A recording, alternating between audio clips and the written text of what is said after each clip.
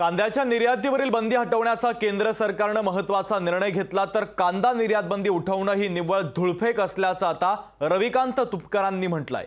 एकीकडे बंदी उठवायची, दुसरीकडे निर्यात शुल्क लावायचं, मुळात कांदा निर्यात बंदी लावण्याची गरजच काय होती असा थेट सवाल देखील आता रविकांत तुपकर यांनी उपस्थित केला।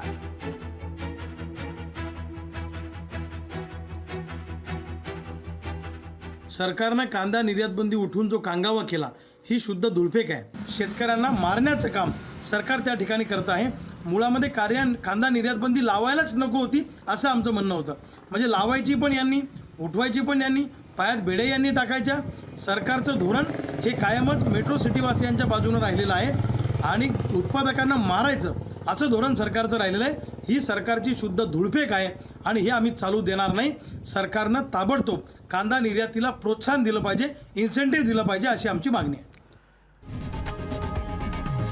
लोकशाही मराठी ऐका, पहा, जागरूक रहा।